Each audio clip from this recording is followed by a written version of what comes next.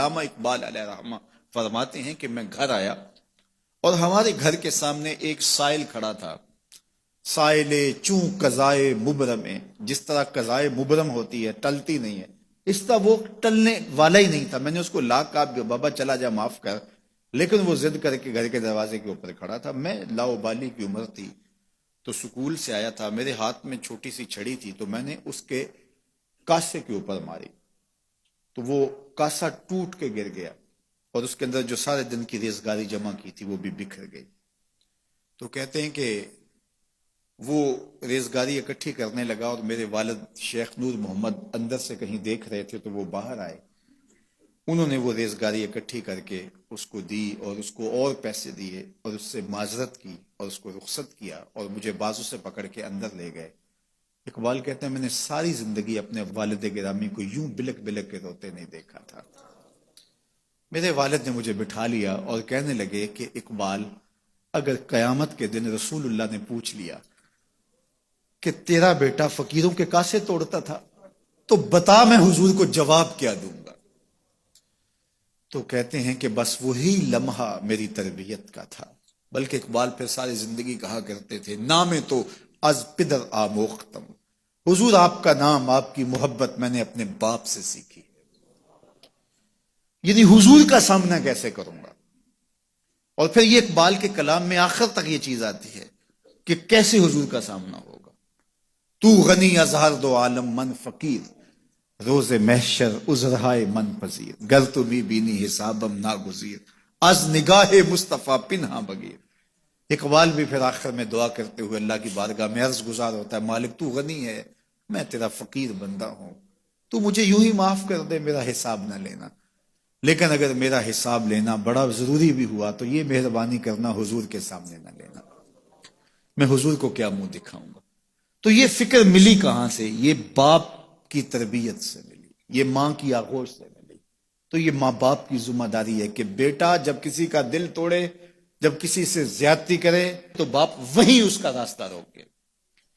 اور ایک فقیر کا لاابالی پن کے اندر کاسا توڑ دیا اور باپ نے پھر ایسی تربیت کی کہ اقبال ساری زندگی لوگوں کے دل جوڑتا رہا، ساری زندگی بتاتا رہا کہ انسان کی اصل صورت کیا ہوتی ہے. دل نہیں شاعر کا ہے کیفیتوں کی رستخیز، کیا بتاؤں کہ درون سینہ کیا رکھتا ہوں میں، در غم دیگر بسوزو دیگر آرا ہم بسوز، گفت مت روشن حدیث گر توانی دار ہوش، کہہ گئے ہیں شاعری جزویست از پیغمبری، ہاں سنا دے پڑھ کے ان کو پیغام سروش.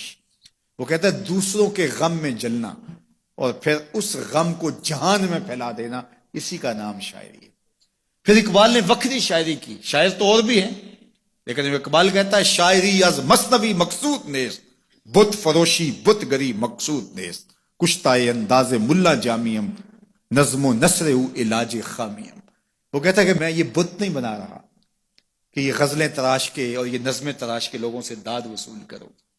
بلکہ کسی نے اقبال کو کہا یار کوئی غزل تو سناؤ، تو اقبال رو پڑا، کہا حضور میں اپنے شعروں کی داد قیامت کے دن آپ سے ہی لوں گا.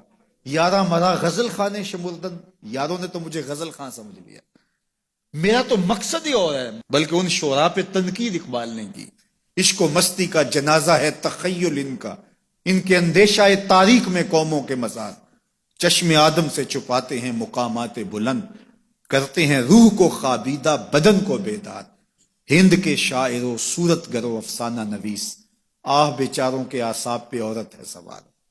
ہر وقت لب و رخسار کے تذکرے، ہر وقت نشیلی آنکھوں کی کہانیاں، ہر وقت کدے رانا کی باتیں. کہا تم اس خول سے نکل ہی نہیں رہے، تمہاری شاعری صرف ایک عورت کے گرد گھوم رہی ہے، جس نے اس کو تخلیق کیا اس خالق کے جلوے بھی تو دیکھو نا. تو اقبال پھر اقبال بنتا ہے اور اس کو یہ شعور، یہ آگہی، یہ نور ملتا کہاں سے ہے؟ یہ باپ سکھاتا ہے. باپ کے بعد پھر مولوی میر حسن ملتا ہے جو استاد اقبال کو اقبال بنا دیتا ہے.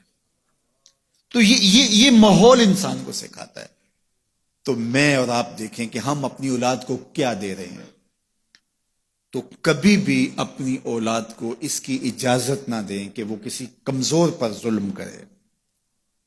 جب کمزور پر آپ کی اولاد ظلم کرتی ہے، زیادتی کرتی ہے، تو پھر وہ بڑی ہو کر کے ظالم بنے گی، جابر بنے گی۔